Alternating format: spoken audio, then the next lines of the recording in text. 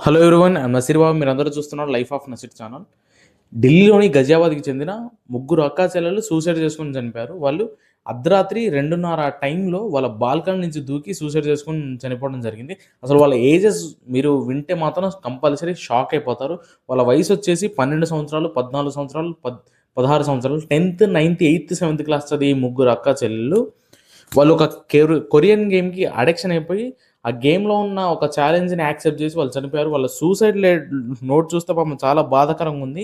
కొన్ని emojis add చేసి sorry పప్పా అని ఈ సూసైడ్ నోట్‌ని మనం అబ్జర్వ్ చేస్తే ఎంతో బాధగా ఉంది. అసలు ఈ కొరియన్ గేమ్ అనేది అందరూ అప్రాక్సిమేట్‌గా అంటే ఈ ఛాలెంజెస్ ఎక్కువగా మోమో ఛాలెంజెస్, ఇంకేంటి అంటే బ్లూ వెల్ ఛాలెంజెస్‌లో ఈ డెత్ ఛాలెంజెస్ అనేవి ఎక్కువగా ఉంటాయి. అందరూ ఎగ్జాక్ట్ అంటే పోలీస్ వాళ్ళు అనుకునే దాన్ని బట్టి ఏంటంటే ఇప్పటివరకు కూడా కన్ఫర్మ్ అవ్వలేదు. కానీ ఈ కొరియన్ లవ్ గేమ్ వల్ల మాత్రమే వాళ్ళు చనిపోయారని ఈ వాళ్ళ ఫ్యామిలీ వాళ్ళ పేరెంట్స్ వాళ్ళు అయితే క్లెయిమ్ చేసేసారు.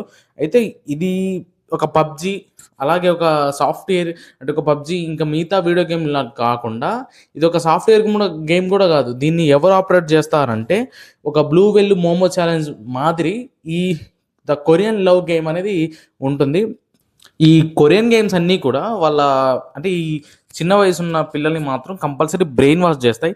వాళ్ళందరూ కూడా అంటే అన్నోన్ పర్సన్స్ కూడా వాళ్ళ ఆన్‌లైన్‌లోకొచ్చి ఈ చిన్న పిల్లలు ఏదో 12, 14, 16 ఇయర్స్ ఉన్న పిల్లలతో పరిచయాలు పెంచుకొని వాళ్ళకేంటి అంటే కొరియాన్ అనేది ఒక ఒక స్వర్గదేశమని, అంటే అక్కడికి వస్తే ఇంక మీకు మంచి జీవితం ఉంటుంది అని వాళ్ళు బ్రెయిన్ వాష్ చేయడం జరుగుతుంది.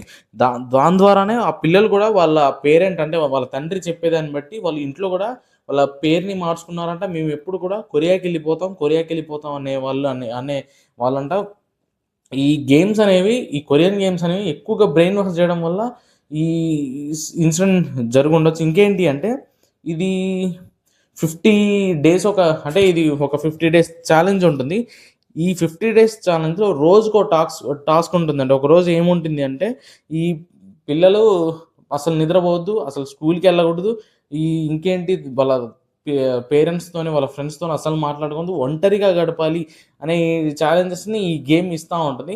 లాస్ట్ డే ఛాలెంజెస్‌ని యాక్సెప్ట్ చేయడం కోసం మాత్రమే ఏదైతే మీరు మా మీద లాయల్టీ ఉంటే మాత్రం కంపల్సరీ మీరు సూసైడ్ చేసుకోవడానికి చనిపోవాలి, లేదా అదే డేంజర్ సిచ్యువేషన్‌లోనే ఎదుర్కోవాలి అనే ఆ ఉద్దేశంలో ఆ గేమ్‌లో మాత్రం మనకుంది. దానివల్లే ఈ పిల్లలు పాపం అసలు ఏం తెలియని వయసు అంటే 12, 14 సంవత్సరాల పిల్లలు వాళ్ళు మనం ఏం చెప్పినా గుడ్డిగా నమ్మే ఆలోచనలో ఉంటారు.